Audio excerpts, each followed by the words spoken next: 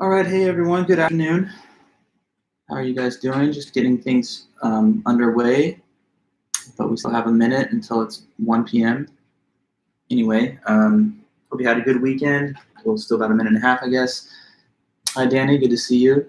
To anybody watching right now, feel free to just leave any kind of comment in the chat, but happy to see you guys. Hey, Edward, hi, Vanessa. We'll be getting started in just a bit.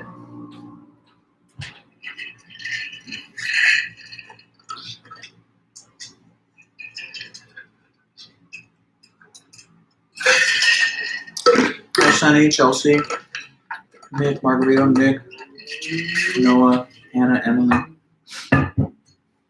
Welcome, everybody.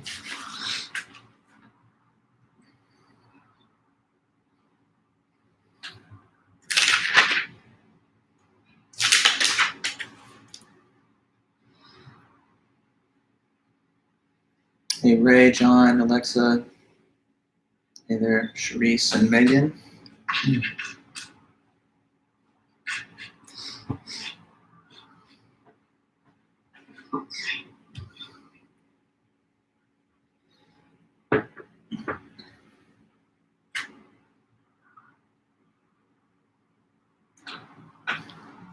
Hey, everybody. Good to see you guys. Thanks for being at the meeting.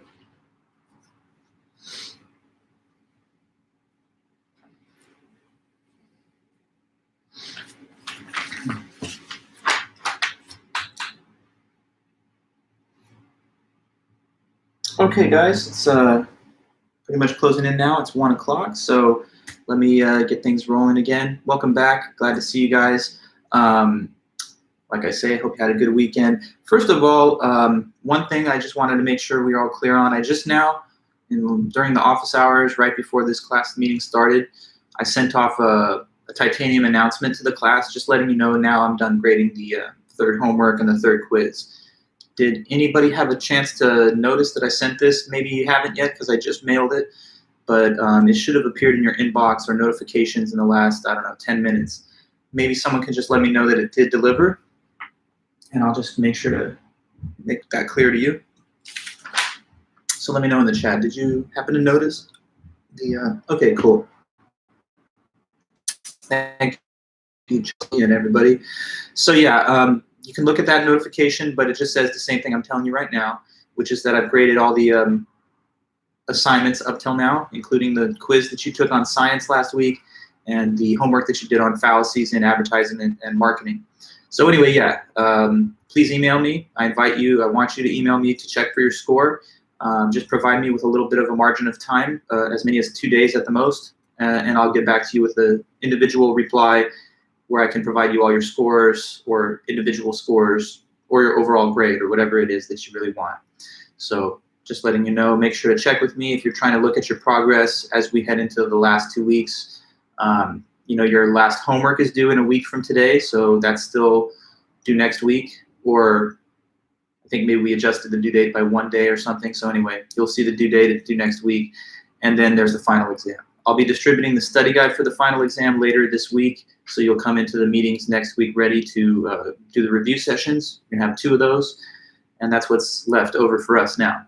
So just to summarize what I just said, all the other assignments are graded. Feel free to email me, give me a little time to reply, as many as 2 days. And other than that, you're just now responsible for the last 2 things, which are the final homework assignment next week and then the final exam. And we're going to take 2 review sessions next week to prepare for the final. And this week, we just have our 2 last lectures on Chapter 9 and all the material having to do with ethics. So just making sure that we're all clear as we approach the last couple weeks. But as usual, if you do have any questions or comments or anything else that I didn't get to or something about what we're talking about here, always feel free to jump into the chat and let me know if I can help with anything. Okay, so let's then just kind of summarize the last meeting, and that'll build a bridge to today's meeting. So we're on to the topic of Chapter 9 right now, which is all about ethics and moral decision making. As we started it off, I just kind of had a roundtable discussion with you guys. What do you think ethics means, or what kind of associations do you draw from the word ethics when you hear it? And I think we got pretty a good, clear discussion of that. Many people said that you think about morality and morals and stuff when you think of the word ethics, which is basically correct, because ethics is the study of morality in the academy and in philosophy and just in everyday life.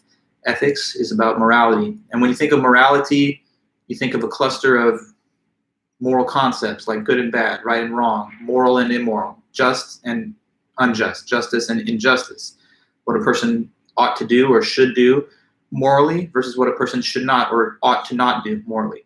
So anytime we evaluate actions, policies, behaviors, choices in either of these different ways, making the comment or the analysis that someone did something wrong or that it was good or that it was immoral. No, it was moral. When we judge things in this way, we're engaged in moral reasoning. And sometimes, of course, our own behavior is subject to the moral judgment of others. We also explained how there are different categories of action within ethics. Some actions they claim to be morally impermissible. And this just means that they are wrong actions, morally wrong actions that are not okay to do. And as we discussed last time, there's a lot of reasonable examples of morally impermissible acts: killing, lying, stealing, cheating, rape, genocide, okay, lots of bad things that people unfortunately can do, but they ought to not do it. Morally wrong, morally impermissible. On the other hand, there are some actions that are on the opposite side of the moral spectrum that would be morally permissible. So if it's morally permissible, that just means it's the reverse of impermissible. In other words, something that's not wrong and that is okay to do. And as we also discussed last time, there's a whole bunch of different types of actions that would fit that description, whether it's watching a lecture like you're doing right now, or, I don't know, donating to charity or service of some kind, or just things that don't necessarily have any type of really huge positive impact on people, but they're also not morally blameworthy actions that don't harm others. So, like, I don't know, walking down the street, taking a jog, wearing a V-neck sweater. These are things that are morally permitted. Some of them are more, I guess, interesting than others, but in all the cases, the common theme is that they're just not wrong, at least. Now, there's a further category we call morally obligatory actions. And those would be actions that, morally speaking, you're obligated to do. And so these are going over and beyond just being permitted. They're morally mandated. So you can think of like not doing all the impermissible things, not cheating, stealing. Those would be obligatory. But also, we can generate moral obligations through the act of promising or making vows. So if I promise you to do something, I thereby assume a moral obligation to do the promised thing. Not a legal obligation in every case, unless it's backed by an actual official contract, but at a minimum, a moral obligation. Okay, and I also tried to explain to you guys, so other moral obligations could include, keeping of a promise, paying for a service that's been rendered to you, the non-performance of all the morally impermissible acts, perhaps custody and care of one's children that they assume guardianship over. Okay, and so we also mentioned, which was important to note, that morality is not exactly the same thing as law, because at least it seems that there can be laws that forbid actions that are morally permitted. Like, I don't know, there used to be laws that say you should not be allowed to free a slave, but if you had broken that law, you'd probably be doing the morally right thing, even if it was against the law. And then there sometimes are things that are wrong in themselves, which are permitted by law, like the case of slavery, which was at one time legal in our country and many others. But even if it was legal, our moral sense tells us this was not right for people to be doing, even when it was legal. So morality and law often align, but they don't necessarily always converge on the same conclusions. That's important to know because we are always supposed to be able to make moral judgment of the existing body of laws or the status quo. Now, from there, we said moral reasoning is when you, the individual, make some type of decision about what you think is right or wrong, or whether you think is something you should or shouldn't do. We talked about the difference between moral values and non-moral values. Moral values would be values that are beneficial to you, but also to others. And they're considered good for themselves in their own right, like compassion, forgiveness, justice, altruism. And those benefit you, but also the person to whom you show these traits or tendencies. And even when they don't necessarily work out to your best benefit, we still consider it a good thing in its own right, for its own sake, regardless of whether it led to the productive outcome you would have hoped. The non-moral values are more goal-oriented, self-interested, and they're a means to an end, where the end, the goal, is usually happiness. So that can be stuff like prestige, popularity, fame, or wealth, things that we value, but we only value them as a means to the attainment of our own pursuit of happiness. So they're not really other-oriented, they're more self-oriented. And the book mentions that we should try our best to balance both types of values in our life and in our decision-making. Okay, from there, we talked about there's such a thing as the conscience, which would be called the, some type of internal innate source of knowledge about what's right and wrong. It tries to steer you towards the right actions and remind you if you're thinking of or if you have done something wrong, you would have a bad, guilty conscience. We talked about how that's something innate, meaning that it's seemingly born into us naturally, but it can either be nurtured by our environmental inputs from our parents and community, or it may not be, sort of like language. So we have to try our best to cultivate our moral sensibilities, especially in early life. And we, I think, kind of ended by talking about how the conscience, it has this component that motivates you to want to act a certain way. So we can now continue from there. I think that's where the last set of notes kind of ended. Well, what the conscience does is that it reveals to us certain moral sentiments that we have. And moral sentiments are kind of emotional states which alert us to moral situations and make us want to do the right thing. So let me put that idea here. We're still in chapter 9, which is all about ethics. So there's my header. And the current vocabulary term from the book is just moral sentiments.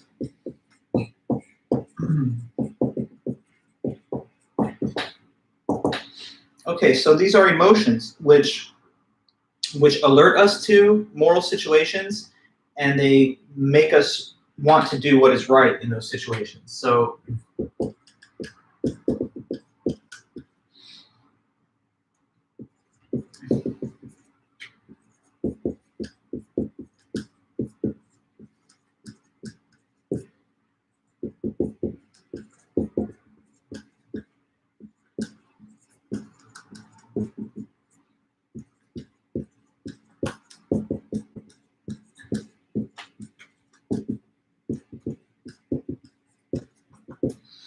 moral sentiments. So with the conscience, if you listen to and follow your conscience, it will sometimes reveal to you these internal moral sentiments that we have. And as the definition explains, these are emotional states which try to impel us to do the right thing. And they also reveal to us when the moral situation is happening. So if you have these moral sentiments and you're observing something in the world and it's wrong, then your moral sentiments will kind of perk up and notice that, like, this doesn't feel right. There's something wrong and it's not okay about this. And then another aspect of that is that the same sentiments will try to lead you into doing whatever you think is right in that given situation. So what are some of the moral sentiments? Well, the book lists a few. And so examples that I write below are of that. One of them is what they call helper's high in the book. I don't know if I exactly like the name of it per se, because it makes it sound like the effect of a drug or something that's intoxicating. But, it's, I guess, a reasonable metaphor. Helper's high. This is a moral sentiment which makes you feel good about yourself. It sort of results in like a positive feeling psychologically when you help other people or when you benefit others. So that's what helper's high is, when you do something good for others, and then you feel good about yourself as a result.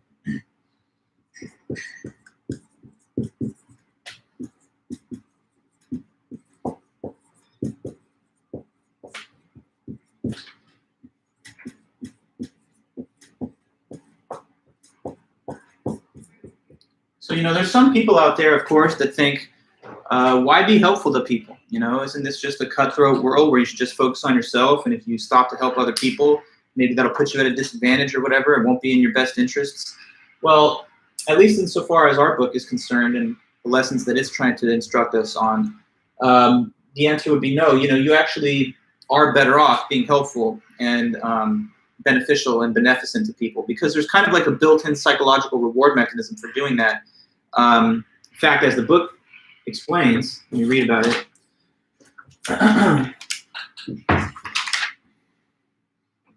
Yeah, so when you help other people, you feel happy and good about yourself. This is known as helper's high. The feeling of helper's high is accompanied by the release of or increase in endorphins, morphine-like chemicals that occur naturally in your body, followed by a period of increased relaxation and improved self-esteem, which enhances critical thinking. So there's even some like scientific empirical evidence to indicate that there's kind of like a reward mechanism built into a normal, well-adjusted human being whenever we do something that's good or helpful to others. You know, like nature kind of almost equips us with this sense of positive self-assessment when we're helpful to people, because it's the only way that we as a species can evolve to the form of life and the kind of successful form of life that we have now. Human beings working cooperatively can create technology, systems of law, criminal justice, that we all take for granted, right? Even though we're right now using a computer and an extraordinary level of technology, many of us just kind of forget that these things don't happen magically or just randomly. They happen by people working cooperatively in teams over a long span of time.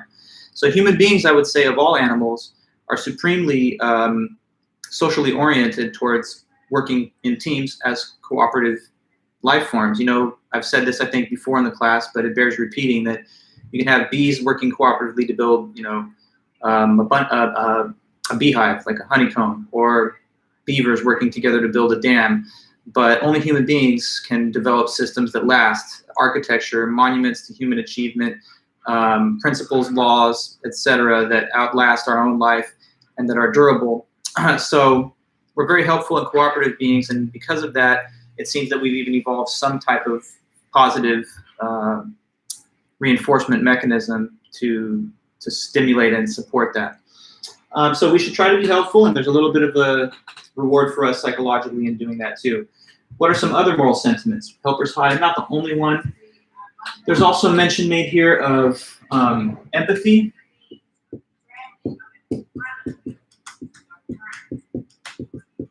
So empathy is just the ability to imagine the feelings of other people and to actually care about those same feelings. Oh, hey, Eddie's saying hello. Eddie, come on, step down. Okay, anyway, there's some people outside doing work, so he was taking a nap underneath here in a chair. And because of all the work and noise outside, he's a little bit distracted. I hope you're not too distracted by it. I know there could be some noise pollution coming in. We have people outside that are still working on replacing some wood railings and gutters. So for that reason, a little noise in the background. But back to empathy, okay? Empathy, again, it is the ability to imagine the feelings of other people and to care about those feelings. So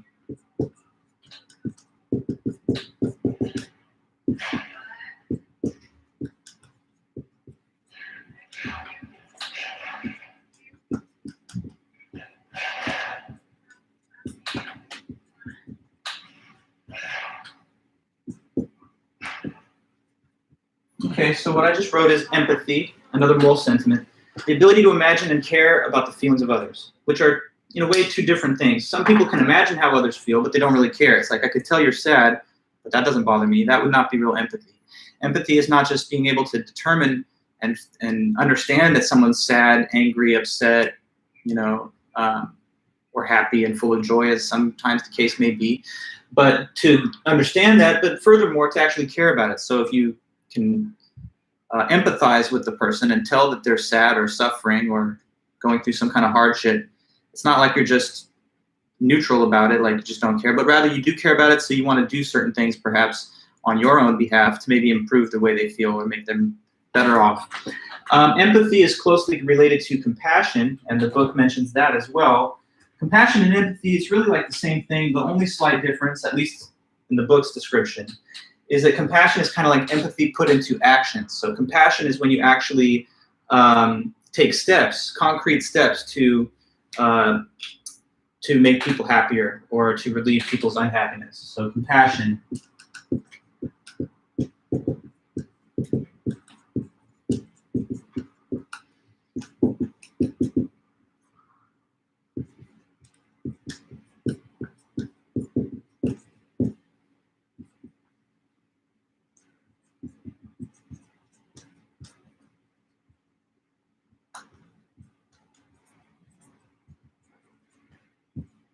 Okay, so if you take it upon yourself and you make a little effort to do certain things to make other people happier or to relieve their unhappiness, whatever, then that would be the display of compassion.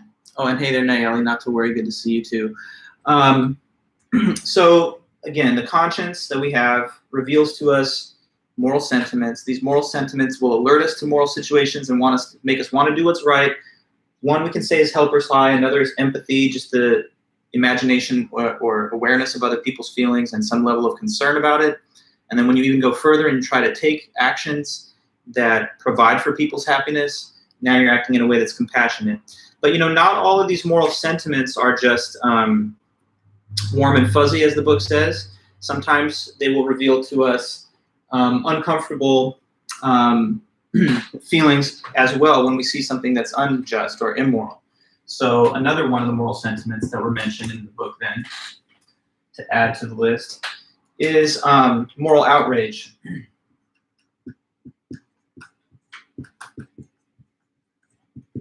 Sorry, moral outrage. If I could get the letter E in there, thanks. So moral outrage is simply when you perceive something that you see to be unjust, and you become upset because of that. So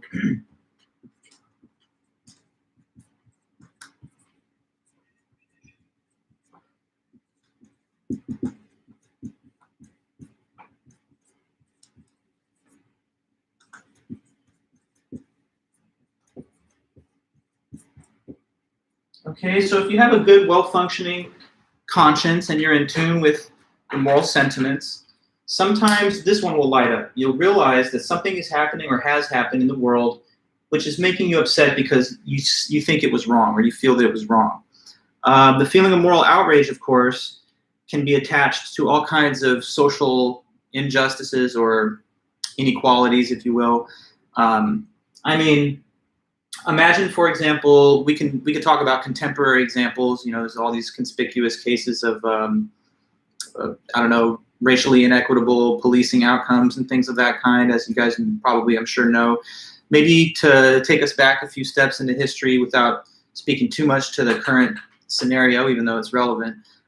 Think of the early civil rights movement, like the Montgomery bus boycotts that were led by Rosa Parks, who basically thought, it's not right, is it, that black people are being asked to move to the back of the bus to make space for white patrons, so the white patrons don't have to stand, and that they can have the nice privileged seats at the front of the bus. So this is considered, right, like creating a two-tiered status where some people are not treated the same as others.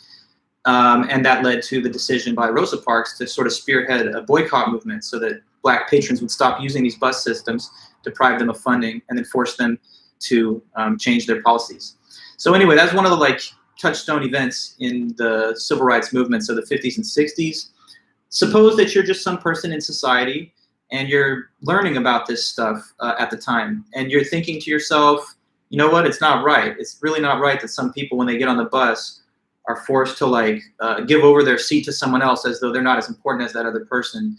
Like a little not so subtle reminder that you're not valued equally in the society. So you could become outraged at that. The observation of this pattern and practice in society could make a person upset, and of course it did.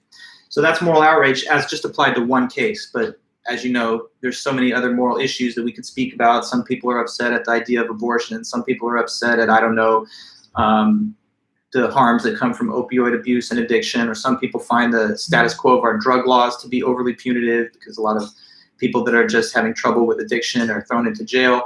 I don't know, whatever it is that some of you may find to be morally problematic. Surely we don't live in a perfect world, as you know, so there's always room for some moral critique, and that plays out in our lives sometimes as the feeling of moral outrage, the observation of something morally indecent or unjust, at least from your standpoint, which you then feel non-neutral about. You don't feel good about it. You don't just feel like, meh, I don't care, but rather you do feel upset if that's the feeling of moral outrage.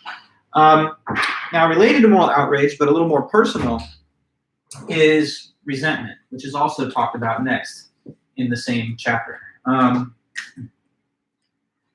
So let's talk then about that one, resentment. With resentment, it's just a more sort of narrowed down version of moral outrage. The only little difference is this. With resentment, this occurs when you yourself are the victim of some type of unfair or unjust treatment. And then you get upset about it, but it's a little more personal because unlike with moral outrage, you might just be observing that something bad's happening, but it doesn't necessarily bring harm to you. Even though I guess they do say, right, injustice anywhere is a threat to justice everywhere. But, you know, setting that kind of concept aside, there might be situations where someone was treated badly. You were not the direct person harmed, but you still become upset. Now with resentment, though, you are at least one of the members of society who has been harmed by some type of unfair behavior or practice. And so that's what makes you upset in this case. So this is when you yourself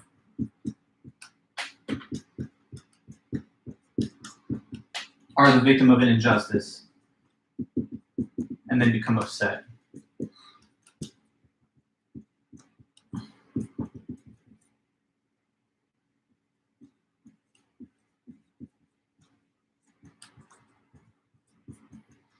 Okay, so going back to my previous example about the Montgomery bus boycotts and all of that, you know, you could have been a member of society at the time that happened that was in the privileged category of society, like not a minority, a white person or whatever. And you still could have, and of course many people did, who were white people at the time, find fault with and moral outrage with the concept of this kind of segregated, two-tiered busing system. But again, if you were a black person at the time, then it would be a little more than just moral outrage on the behalf of some persecuted or unjustly treated group. You yourself would be a member of the same group. So when you're the one who's been treated unfairly on these busing systems, you still feel the moral outrage, but it's got a little more personal bite to it because it's happening to you and to people like you. So resentment, moral outrage, really not much difference. The major difference, I guess, would be that you feel resentment when it's more personal because you're the one who's been included in the class of victims of whatever the practice or action may be. And that's what the book does say. I'll just read a little on that. It says here, not all moral sentiments are warm and fuzzy. Moral outrage, sometimes called moral indignation, occurs when we witness an injustice or violation of moral decency. Moral outrage motivates us to correct an unjust situation by demanding justice. Resentment is a type of moral outrage that occurs when we ourselves are those treated unjustly.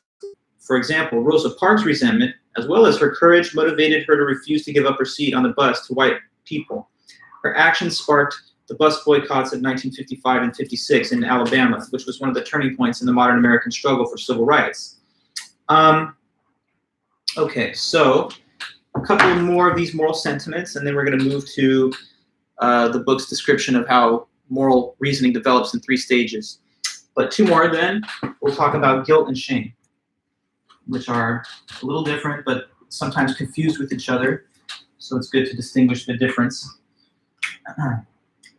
Okay, so another one of these moral sentiments would be guilt.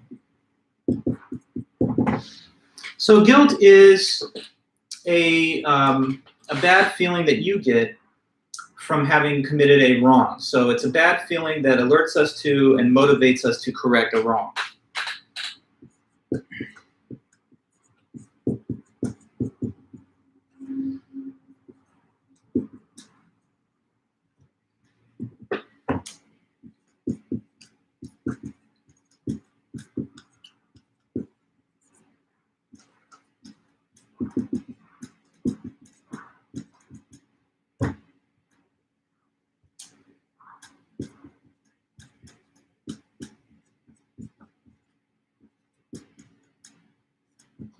Okay, guilt. It is a bad feeling that alerts us to and motivates us to correct a wrong. So as I was saying, and as you guys of course understand, none of us are like morally perfect. We're all subject to lapses in judgment or deviance from our own moral standards because maybe we think that doing so will benefit us in the short term or whatever. And when we do those things, as we sometimes may do, hopefully not too often, when you have a good functioning conscience, it'll remind you about that by making you feel a little bit of guilt. So, like if you, I don't know, are in a committed relationship and you cheat and you're the only one that knows, but you feel bad about it, you're feeling guilt. Or if you've stolen something and you never got caught for it, but you know that it was done in a way that really disadvantaged the victim of theft, you might feel that sense of guilt as you reflect on your own conduct. So guilt is something within you that's telling you should have done better and that wasn't okay, and you should try to maybe even make amends or somehow compensate for it. So it's something within us that we should pay attention to and listen to. It's a guilty conscience is just trying to make us do the right thing and to avoid repeating some kind of bad behavior. Now, some people don't like the feeling of guilt, and we all know why, because it's not a pleasant feeling. No one likes to sit around just feeling guilty for their bad behavior, but you should still listen to these feelings and pay attention to your own conscience, because what is the person who feels no guilt no matter what they do? What is a person who could do the worst things and just feel nothing and not even care? That's a psycho. That's a psychopath, a sociopath. And I guarantee you're better off having some nice, being in touch with your sense of guilt than to be the sort of person who's just insensitive to all feelings of remorse and regret. Because that's the type of person who could kill, harm, destroy people's lives and not even care about it as long as they're not set back. So there's really a cost to be paid by not having a guilty conscience. So as much as it's uncomfortable and no fun to feel guilt, the alternative is much worse, to be a person who doesn't feel anything. That's not any way to have like stable and long-lasting valued relationships with people. Because if people know that you just don't care about anybody else except for yourself, then why would they care about you either? So really, it does not tend to your advantage to try and silence your feelings of guilt. People say, don't give me a guilt trip, but if you feel no guilt at all, then you're a scary person who might be harmful to others. And so you don't want that to be your own character or to live that way. Another reason that maybe we sometimes try to distance ourselves from guilt is because we're confusing guilt with something else, which is called shame. And let's try and explain the difference between those. Okay, so shame, and this will be the last of the moral sentiments that we can talk about for now. Shame is another bad feeling, but it's not because you think you did something wrong. Shame is rather a bad feeling that results from somehow violating a social norm. Okay?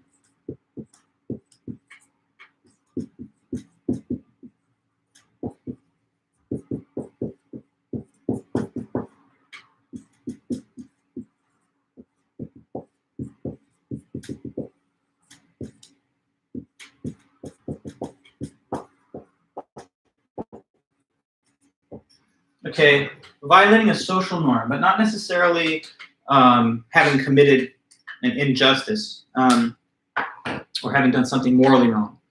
So shame can happen just when you step out of some kind of social expectation. But that does not always mean that you necessarily did something immoral, as long as you didn't really hurt anybody or treat someone unfairly. So can anybody think of a situation where you could possibly feel shame without guilt? Shame without guilt would happen when you thought that you did something that was not necessarily socially approved of, but at the same time, the action was not really wrong in and of itself on a moral basis. Can you think of anything like that? I could definitely give you some examples, but let me check in with you for a brief moment. Can you think of a situation that might make you feel a little bit ashamed or shamed, but not guilt, because you're like, well, even though this was weird and they thought it was inappropriate, it wasn't necessarily wrong. Shame with no guilt, any thoughts?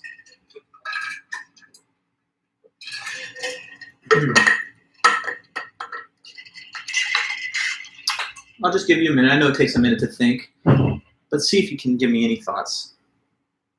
Something that a person, if they did it, they might feel like that was awkward, weird, it was sort of not normal, but it wasn't really wrong morally either. So I feel some shame, but I'm not really guilty about what I've done. What do you think that could be? Any kind of example? Like, think of something maybe that's like socially embarrassing, but it's not really on a level of being harmful or anything. Like, it's not really victimizing anybody or treating anybody unfair, but it's something that, you might feel a little bit awkward having done it. Stepping outside of some social expectations or norms. Like what? Okay. Oh, Hannah, that's funny. Saying you too when a waitress says, enjoy your meal. Okay, yeah. It's a little embarrassing, I guess, because it's like we all have those moments where you're anticipating a different polite greeting from the person, or a different type of polite exchange. And because of that, you just sort of automatically say a response, but to the wrong part of speech. So someone's like, okay, enjoy your meal. And you're like, good, like as if they asked you how you are, or you're like, you too, as if they said, have a nice one. They're obviously the waitress, they're not eating, so saying you too to enjoy your meal doesn't make sense, or saying something like good wouldn't make sense either. So that's one kind of example, sure enough, Hannah. Others, as I'm talking, please feel free to throw them in, but while you're doing that, let me just riff off of a couple examples I can think of. Suppose you went to an event and there was a dress code. And you were just kind of in a rush and you didn't have time to apply the kind of attire that would have made you match. So you just go in wearing whatever, and everyone's looking at you like, man, what is this person? They didn't get the memo. They're not in the right kind of attire. Maybe people are laughing at you, thinking it's a little funny, and maybe you feel a sense of shame, like, I'm out of place at this party. I mean, this is not the social norm for this event.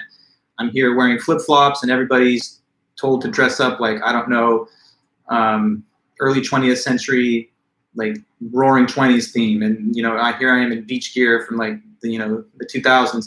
Anyway, it's just a random example, but don't you understand that in that case you might feel some shame because you're out of place, it's awkward, but it's not really guilt, is it? Because it's not like you can stand there being like, I'm a bad person, I'm evil, I've done something wrong, so my guilt is just filling my mind. It's shame, but it's not really guilt. I don't know if you are a world traveler and you go to other parts of the world where there's different social norms. Maybe behaving the way that you do is perceived as out of place or out of line in some of those other parts of the world. But as long as you're doing something that didn't really harm anybody, you might say, I feel a little bit of a sense of shame because I'm not acting in the way that it's expected to act as a person in that culture. But it's not really guilt because I'm not trying to be mean or harmful to anybody. I'm just doing things that they don't expect me to do. I don't know, like if you're in some really indigenous part of the world where the norm is that people have very little, if any, clothing, and you touch down there as like, I don't know, an anthropologist, and you're just wearing Western clothes, and you're surrounded by a bunch of people in the tribal gear, they might be like laughing at you like, who is this weirdo, wearing like a suit and tie or like t-shirt and jeans or a dress, whatever the case is. But, you might even feel a little bit out of place in their community because you're not living into their social norms, but it's, again, not really guilt, is it? Because it's not necessarily wrong. The book talks about perhaps another example of this could be the feeling that some gay people would have had, especially earlier in the 20th century when social acceptance of gays was much less.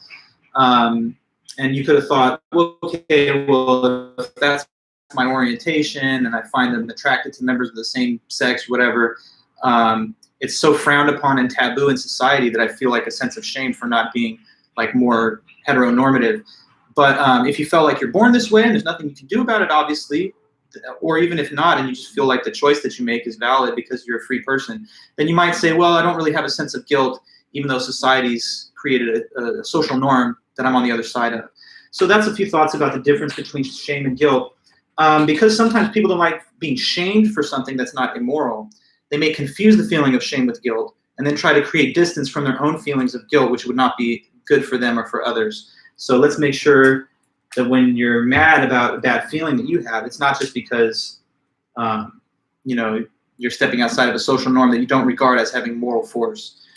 I'll read from the book then, and it says here, guilt alerts us to and motivates us to correct a wrong that we've committed. Guilt is a lot like pain. When you cut yourself, you feel pain where the injury happened, and the pain makes you want to take care of the injury and repair it.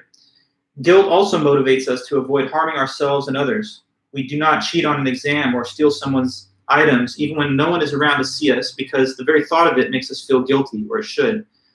Guilt is frequently regarded as a barrier to personal freedom and happiness. Some of us respond to guilt with resistance, either trying to ignore it or getting mad at people who make us feel guilty. But at the same time, we generally regard a person who feels no guilt, like a sociopath, as an inhuman monster. So some of this derives from the uncertainty and confusion between guilt and shame. Guilt is often broadly defined to include shame, but they are different. Guilt results when we commit a moral wrong or violate a moral principle. Shame, on the other hand, occurs as a result of violating a social norm or not living up to someone else's expectations for us. Teenagers who are lesbian, gay, or bisexual may feel shame for not living up to the expectations of their family, church, or society, but they generally don't feel moral guilt. So conscience has a cognitive and an affective aspect, and it can aid in our moral decision making, so we should listen to our moral sentiments, but know what they are. Okay, then, so with that, we can conclude this little part of the notes. And we're going to move on to the next thing in the notes, which has to do with the development of moral reasoning in stages across a person's life. Okay, so we're still on chapter 9, but we now will talk about the development of moral reasoning. As the book says, this happens in 3 stages. So 3 stages of moral development.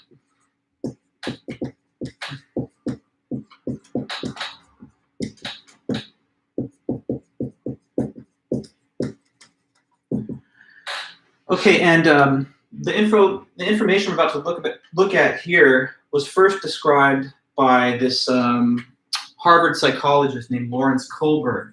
So we owe him some credit for these ideas, because he did study the concept of moral development in cultures around the world, and he lived from 1927 until 1987. So he was a Harvard psychologist, and the big legacy he left behind was the description of these 3 stages of moral development.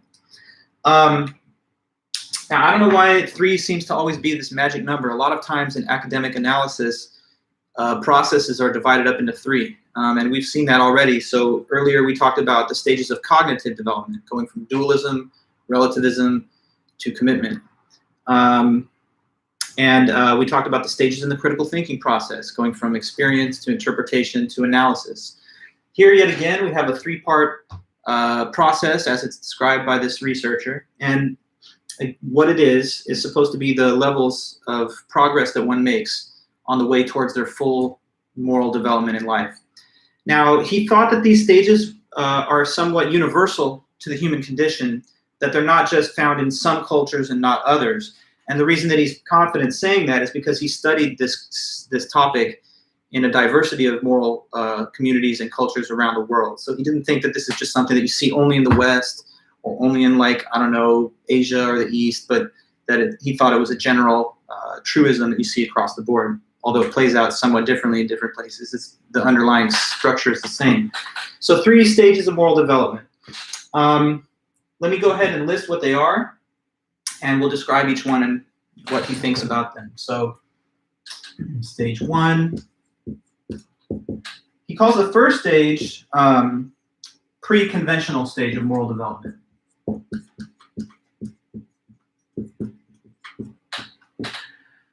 So what is the pre-conventional stage of moral development? Well, it's the most basic and primitive level of moral development, the kind of moral outlook and thinking that you would expect to see in little children that are relatively inexperienced and immature for no fault of their own, just because they're that young. So what is this initial kind of orientation to morality that little kids have? Well, since we've all been those little kids, maybe you'll remember, but it's just thinking of morality merely in terms of avoiding punishment. So that's all. Morality is all about avoiding punishment.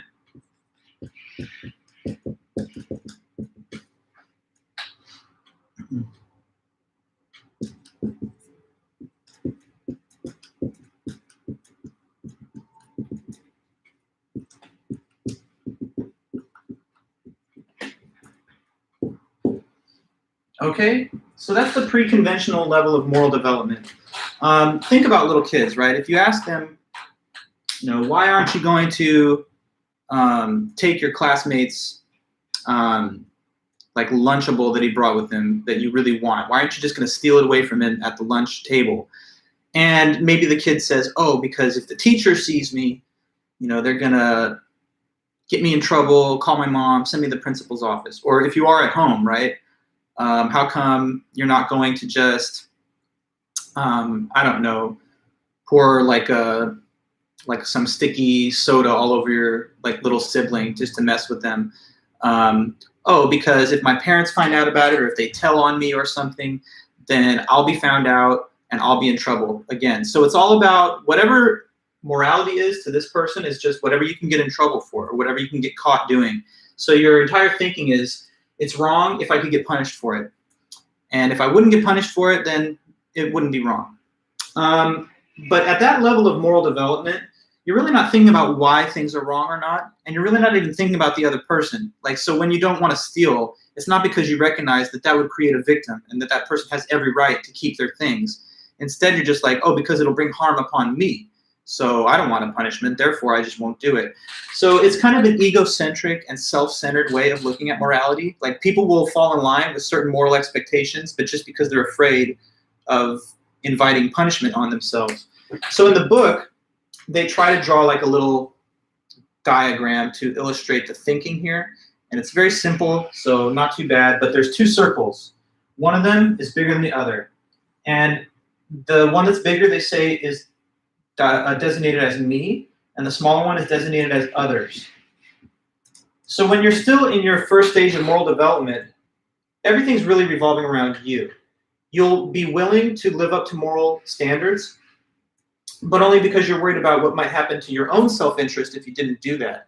So you don't really care about the other people. That's not the real reason that you're trying to be moral. You're not trying to like refrain from stealing, lying, violating promises because it's bad for the other person. You're only doing it because if somehow you're caught, it'll be bad for you. So at least the person who's in this way of thinking about morality has some motivation and incentive to act the right way. But it's really a more self-interested and self-centered way of thinking about it, and therefore it's not as far as you can go morally. I'll read a little bit from the book here, and what it says is this. Kohlberg identified 3 levels of moral development, and he thinks these stages are transcultural. That means found in every culture around the world. Each new stage represents increased proficiency in critical thinking skill and greater satisfaction with your moral choices. So in the first stage, pre-conventional, morality is defined egotistically in terms of oneself. People at this stage expect others to treat them morally, but generally do not treat other people with moral respect unless doing so benefits them. Now, most, though not all, people will outgrow the pre-conventional stage by high school. So you kind of age out of that if you continue to make moral progress and grow and change throughout your early life and your adolescence. Now, what about when you get to that next stage? So there's a second stage we're going to talk about now, which is called the conventional stage. Before I move on, though, too quickly, let me say this. In the actual book on this, they kind of, in a way, I thought, overcomplicated things just a bit, because as I say, there's 3 stages. They say the same, but they subdivide each stage into 2 parts. So like they have stage 1, part 1 and 2. So there's like pre-conventional with avoiding punishment, and then egoistic. Here's the thing, though. I didn't really find the little subtle subdivision of 2 parts within each stage to be especially helpful. I thought that in a way it just bogs down the analysis for the student a little bit more. So I'm only going to really think about it in terms of 3 stages, and we'll just kind of condense the 2 subparts into the one overall description. So when you go back to the book, or if you already have, not to worry about how I'm describing as 3 stages, whereas in their book they say part 1, section 1 and 2. We're just going to think about 3 stages: pre-conventional, conventional, and post-conventional. So that's pre-conventional, last thing. It's all about avoiding punishment for yourself. It's pretty self-centered, as the little circles explain. You're more focused on yourself than other people when you're living this way morally. But let's go to stage 2. Okay, so your second stage of moral development, and probably where a lot of you guys are actually, because they say that this commonly follows from after your adolescence and into your early adulthood. So stage 2 they call the conventional stage of moral development. Okay, so now at the conventional stage, it's kind of like a backlash against the first stage, where all you care about is not being punished because you just care about what might happen to you. At the conventional stage now, you really do want to fit in to the social norms and expectations because you want people to approve of you socially. So now you want to fit in to the social norms and expectations of what's moral behavior so that people will look at you as like a good boy or a nice girl. That's just the book's wording, so I'm borrowing from them. Okay, so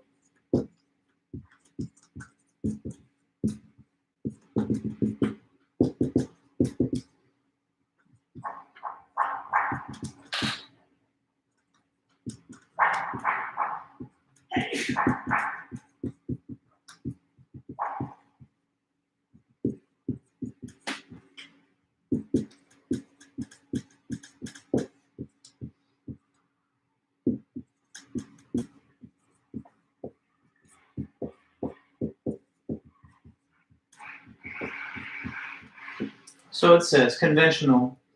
One wants to fit into social norms and expectations in order to be seen as a quote-unquote good boy or nice girl. So at this level, you're kind of craving social approval. And the reason at this point that you want to fit into these norms and expectations is to be judged as a normal member of society that doesn't deviate from what we all expect. Conventional meaning you're trying to fit into the conventions, to the standards, to the normal behavior.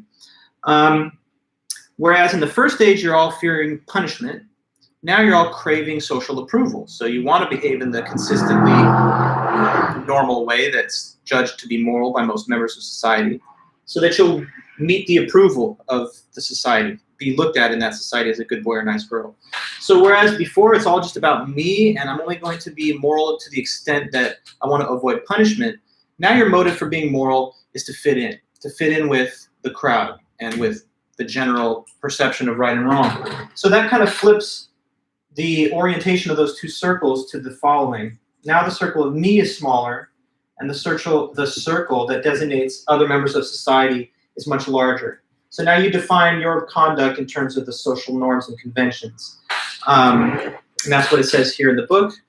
People at the conventional stage look to others for moral guidance. Earning the approval of others and conforming to peer group norms are especially important to people at this stage. Conventional reasoning. Most high school seniors and college freshmen are at this stage of their moral development.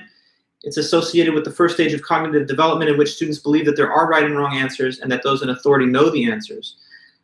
But finally, if we reach the full height of our moral development and we go all the way, then at least according to Kohlberg's research, we would make it to stage 3, which is the highest one. And you can put it here. The third stage of moral development he deems the post-conventional stage. Okay.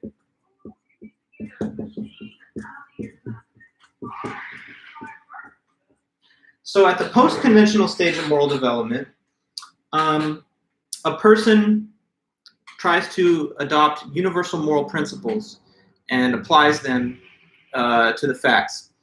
And these universal moral principles will sometimes even differ from the social norms of the society overall. So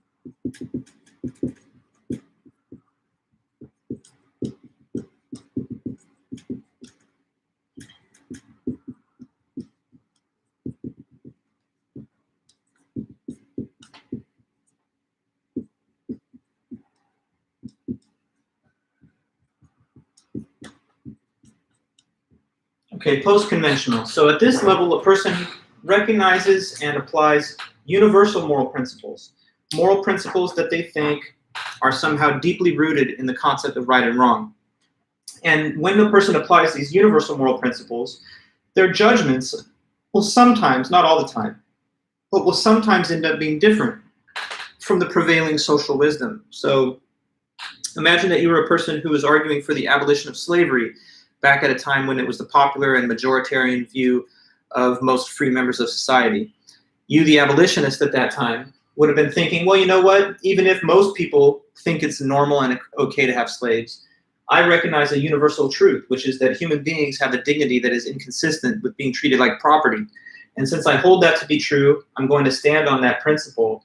And even if the whole remainder or most of the remainder of society doesn't agree with me, I think I'm standing on, the right universal moral principle here, and society itself is wrong.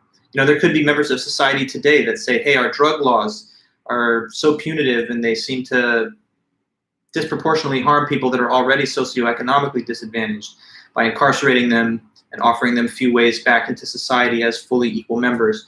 So even though many people recognize the justifiability of these drug laws, maybe you're one person that says, I think the status quo needs to change and it's not necessarily morally ideal. I'm not identifying agreement with this or not, but I need to give you examples, right? So if you look at our status quo and there are things that most people find okay, but you have problems with those things, then you may be already thinking in a way at the post-conventional moral level. And remember these little circles that were supposed to depict the relative level of importance that this individual has as compared with the other members of society. The book describes this stage as bringing the two things finally into balance. So the two circles are of the same size now, me and others. Because at the post-conventional stage, you take into consideration the collected moral norms and assessments of your society, but you balance that against your own individual moral perspective and your own principles. So you neither completely invalidate or overrule the weight of social judgments about right and wrong, but you don't also let them have the final word if your own moral perspective somehow conflicts with those. So I'll read more from the book about it, and it says here, at the post-conventional stage of moral reasoning, people recognize that social conventions need to be justified. I mean, right, if you're living in a society which said child sacrifice is the way to go to not upset the gods, and everyone agreed, and you're one person who says, I don't know though, these are children and they have, they're innocent, they shouldn't be, served up like animals for the sake of some kind of sacrificial act. Anyway, at that stage of moral reasoning, you recognize that even when there are social conventions, they need to be morally justified. The fact that something is in the law does not necessarily make it moral or just. Instead, moral decisions should be based on universal moral principles and on values such as justice, compassion, and mutual respect. The stage of moral development that you're at is correlated with your behavior. So, in the same research on these three stages, they found that only 9% of people that were at the pre-conventional stage and 38% of people at the conventional stage would offer help to someone that appeared to be suffering from drug side effects. But 100% of subjects at the post-conventional stage did offer their assistance. They mention in the book that somewhere about 10% of American adults will reach the post-conventional level of moral reasoning. So it's not necessarily that all will make it. Many people will stall out at the conventional stage, essentially unable to think about morality in anything other than conventional terms. It's just whatever most people agree about. People at the lower levels of moral reasoning tend to come up with simplistic solutions, and when those solutions don't work or backfire, they are just baffled. People will outgrow their old ways of thinking when it becomes inadequate for resolving the more complex problems and issues in life. So movement to a higher stage is usually triggered by new ideas or experiences that conflict with your present worldview. So after that, different moral theories. Before I jump into the moral theory material, let's see if I had one more thing to say about this. They talk about how they've even performed certain kind of social psychology experiments to see how your progress through college changes the way you think about moral issues. And here it's interesting. They say college education is positively correlated with moral development. Many young people in college go through a time of crisis, sometimes called cognitive disequilibrium, when they leave home and enter college. They may initially respond to the disruption of their worldviews by conforming to their peer culture. The propensity of some freshmen at the urging of their peers to engage in self-destructive behavior, smoking, binge drinking, reckless driving, reflects this conformity. Now, as we've already seen, freshmen tend to be more black and white in their thinking. In a study of moral reasoning in college students were presented with a fictional character named Joe. One day, the neighbor discovers that Joe, who's been living the life of a model citizen for several years, is actually an escaped fugitive. Students were then asked, should the neighbors turn them in to the authorities or not? Freshmen were more likely to say yes, because that's simply what the law requires. But by the time students were in their senior year, they were showing more moral complexity to their response. They were still concerned about following the law, but they were also now asking questions about whether it would be fair for the law to be applied in this case. And those who had reached the post-conventional level wanted to know more about Joe and whether he was truly rehabilitated. What was his act? What was his crime? And how does it compare with his record of moral conduct since then? What would benefit society more, reporting or not reporting? So these kind of more complex moral responses were elicited in people a little bit further through their college education. So it says, peer relations at college are important to the development of moral reasoning. Students who have diverse friendships with different people from themselves tend to make greater gains. Discussion of moral issues in classrooms in which students' ideas are challenged also have the potential to enhance moral reasoning. Despite these positive influences, most college students don't make the transition to post-conventional moral reasoning. Instead, college tends to push students up into higher stages of conventional reasoning, where they shift to conforming to wider social norms rather than just those of their peers. So moral reasoning plays an important role in our everyday decisions, and the level of moral reasoning is positively correlated with self-esteem, mental health, satisfaction with your goals and career, and altruistic behavior. Okay, so what that leaves us with now, and we have a whole extra meeting still to finish with this, so we got a good amount of time, is, well, what makes an action moral or immoral? Is there any kind of coherent answer to that? To look to that question, we have to start learning about what are called moral theories. Okay, now moral theories are perspectives about what classifies an action as morally impermissible, permissible, or obligatory. And you're going to learn that there's different types of moral theories. In fact, there's two major different types of moral theories, so let me put that on the board here.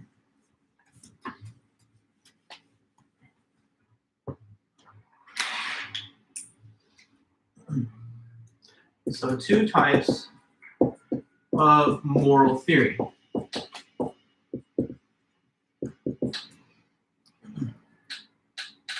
Okay, so we've got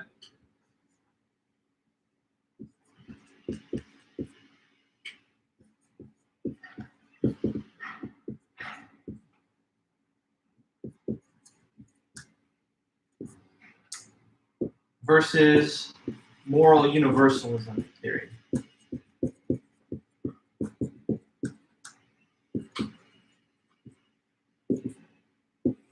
Okay, now moral relative theories can divide into two different camps, but let me say first a word about the overall concept. According to moral relativism, moral theories according to which morality is relative, they say that there's no universal answer to whether something's right or wrong. So under the heading of moral relativist theories, whether something's right or wrong is relative. It's not universal, it's not absolute, it's not like a objective fact, but it's somehow relative. And what is it relative to? Well, that depends. There's two different types of moral relativist theory. But let me first give this definition. So moral relative theory says that morality is not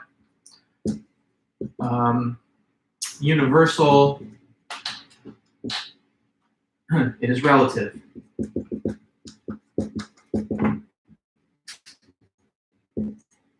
And here, I'm going to create a little more room because I have more to say below. It is relative. Now, there's two types of this. Number one is called cultural relativism.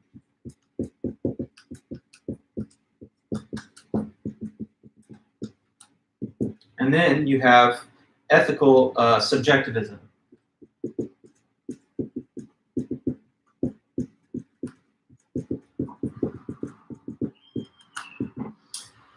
So let me give you the definition. So these are two subcategories of moral relative theory. Ethical subjectivism, I'll start with it even though I know it's second below, but ethical subjectivism is kind of the most radically subjectivist account of ethics. So what's ethical subjectivism says this. It says morality is nothing more than each person's personal opinion, okay?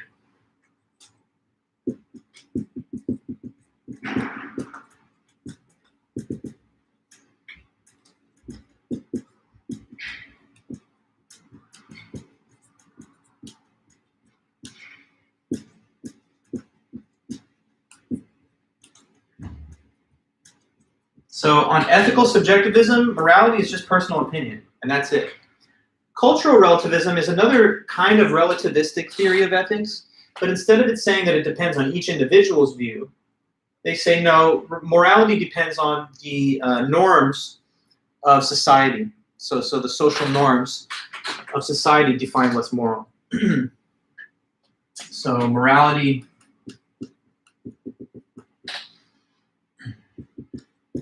is determined by social norms.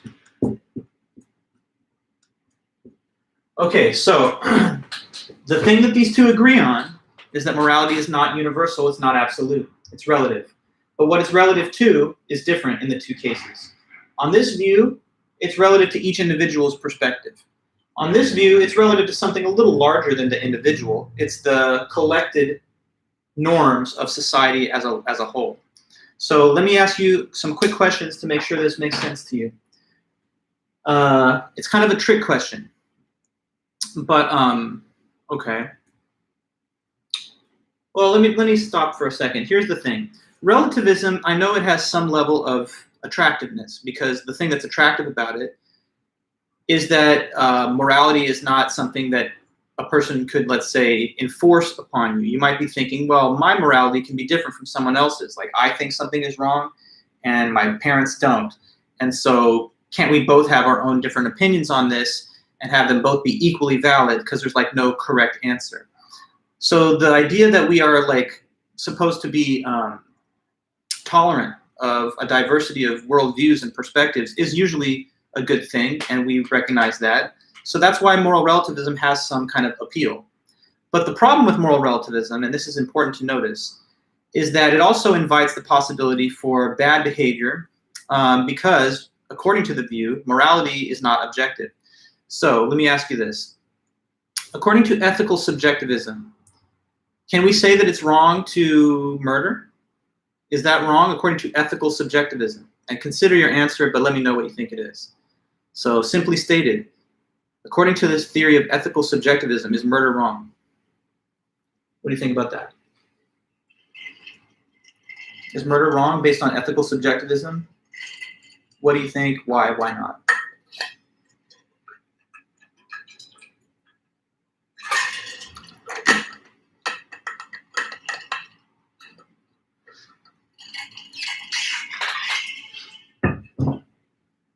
What do you think?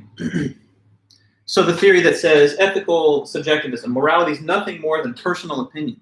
So based on that, is murder wrong?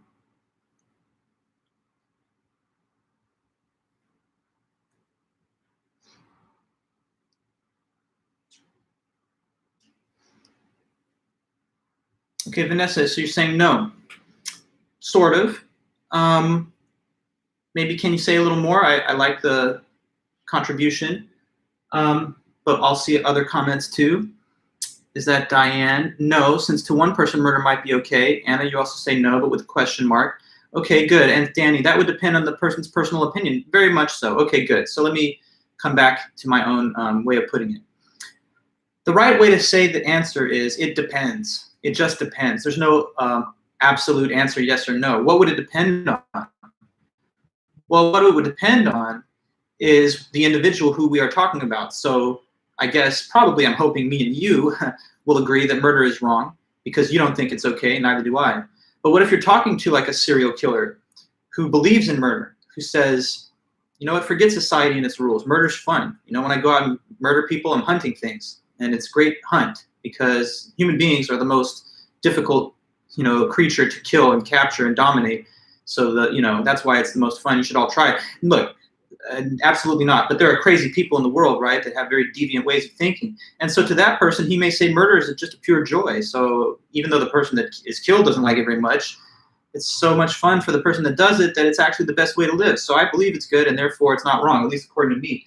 Now, doesn't that bother you, though? Shouldn't we be able to say something stronger than just, well, it's wrong to me, maybe it's not to you. Let's just have our differences of opinion. This is something where you probably would agree, I hope, that there's no room for difference of opinion. A person who thinks murder is not wrong is not correct, even if they think so to themselves. Just like a rapist, right? I mean, imagine a person says, look, rape, it's a strong male dominating a woman. If you go back thousands of years, millions of years into the past, there was no such law against it, and maybe that was a better world. That's a horrible thing to think. But of course, there's weird people out there. Some may say or think these things. To those types of people, we don't want to really concede the point that, well, rape, I guess, to you is not wrong. Because don't you feel like something is just absolutely wrong when you get to a certain level? It's not up for debate. It's not let's just kind of agree to disagree. But that's the problem with ethical subjectivism, because you kind of remove the ability to say of something it's actually wrong. All you can ever say is it's wrong to who? To me, to maybe most people. But there's no such thing as like wrong for real, because it just depends on the individual. You're always going to have some people that are going to have a different weird point of view. Now, cultural relativism might seem a little better than that, just because it doesn't say that morality is down to the individual's view, because you're going to have some deviant and kind of, poorly developed human beings. But now morality is at the level of the society as a whole and its cultural norms and expectations. So let me ask this again. How about murdering people? Is that wrong according to cultural relativism? Let me ask you about that one. Cultural relativism, is murder wrong? What would you say? What's your answer now? So we're switching theories. Okay, good, Dan. You say yes. And what's the reason? Well, because it's not about a personal opinion. So you just look at what the social norm is. And of course, within our society, as you guys know, it's not okay to kill people, and that's one of the worst offenses that you can certainly, really be punished under the law by. So cultural relativism doesn't say, well, if we have one psycho serial killer who thinks it's okay, then I guess just for them it's not wrong. No, we would say that the culture, not the individual, determines morality. And so even if we have some deviant people in the world or in the society, they don't get to set the determination of what's right and wrong because of their subjective view. It's the culture at large that determines it. But there still could be problems with cultural relativism, guys. So let's make sure we understood the first criticism I made of ethical subjectivism. What is the criticism? Why would someone reject ethical subjectivism? They would reject it because they think that there are some things that are just objectively wrong. And according to ethical subjectivism, we could not say that. So an issue with ethical subjectivism is it denies us the ability to make a strong critique of bad moral behavior, because all we can say is it's wrong to some and not to others, but there's no fact of the matter. Cultural relativism suffers from a similar criticism. What do you think could be the problem with cultural relativism? Like here, let me give you an example. Is child sacrifice wrong or not? Based on cultural relativism, what do you think? Or I don't know, I could give you another case. Would marrying a child bride be wrong? Yes or no, according to cultural relativism? Someone's going to marry a child bride, is that wrong? According to that theory, what do you think?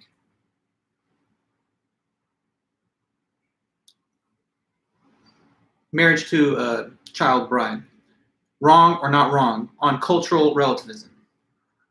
It's a little bit of a trick question, I know, but just you can tell me. What do you think is the answer to this?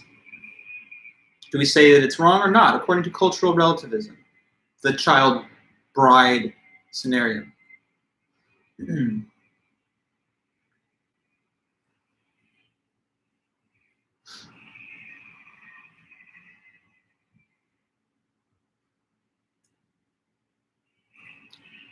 I would like to think you understood the question, so you got to answer it.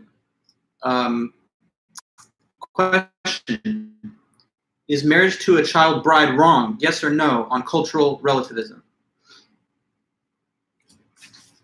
There you go, exactly. Yes, Diane. It would depend on the culture or the society. So that means that in a society which says it's wrong, like in our society, it would be wrong.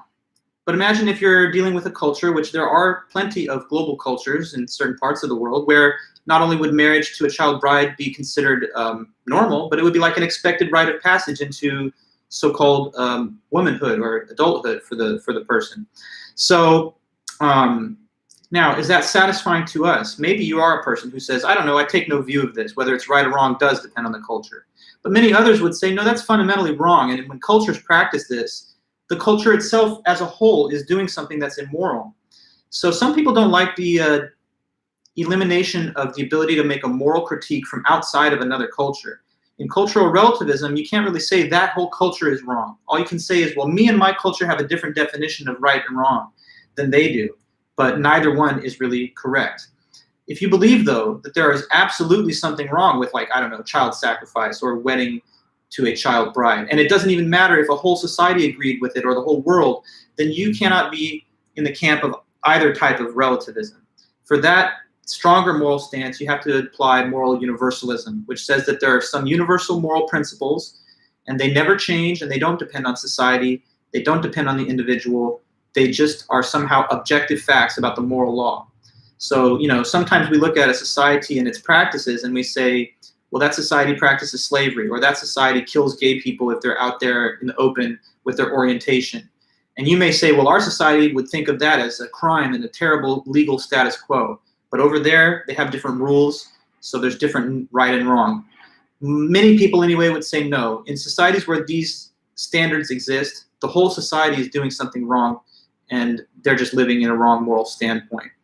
So I don't know. Many people are more relativistic in their moral thinking because it's hard for some to consider what could possibly be the objective basis for morality. But that's what we'll spend all our time talking about on Wednesday. So when we come back Wednesday, we will switch into the moral universalist theories, and we'll try to explain at least two of the big ones, which claim that morality is not subjective, but it's universal, and it's not determined necessarily by individual judgment or the social norms. Somehow it's something that's more deeply written into the moral law that transcends time, geography, and individuals. So yeah, I'm trying to just explain to you guys some different moral theories that are supposed to put a little bit of structure to the question, what makes something right or wrong? If you believe in moral relativism, then depending on whether you're a cultural relativist or an ethical subjectivist, you'll say that morality either comes from an individual's moral compass or from the moral standards of their society. But as I've tried to point out, both of them are subject to criticisms if and when the individual believes in something morally deviant, or likewise for the society. Furthermore, cultural relativism I find this last point I want to make, it's a little incoherent, because why would social change ever be advocated for if the action does not become wrong until the law changes, right? So like with slavery, we abolished that with the 14th Amendment. But why did we abolish it? Because we recognized that it was wrong in the first place. But if cultural relativism was correct, then it would only become wrong after the arbitrary act of changing the Constitution. But then there would not have been a basis to change the Constitution, because it wouldn't have been wrong until you change it. So that doesn't really make sense. The proper analysis is we changed the laws because we recognized that the existing status quo was wrong to begin with. Otherwise, it would be like saying that nothing's wrong until we change it, but then the reason for changing it wouldn't exist because it wouldn't be wrong until the change happens. And that's what it says here in the book. Cultural relativism can be used to legitimate the oppression of certain groups as well as perpetuate ethnocentrism. The belief that people from other cultures don't have the same basic moral standards that we have can lead to distrust.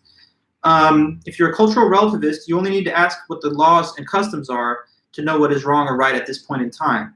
150 years ago, slavery was considered morally acceptable in the southern part of the United States. Today, Americans everywhere condemn it.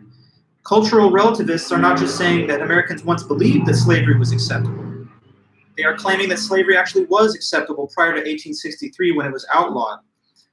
According to cultural relativists, it was not the slave owners that were immoral, but the abolitionists who opposed the cultural standards of their time. So if that sounds wrong, then maybe moral universalism will give us a better answer as to what defines morality. But we're saving that for the next lecture. So anyways, guys, I'll let you go now because I don't want to keep you too late.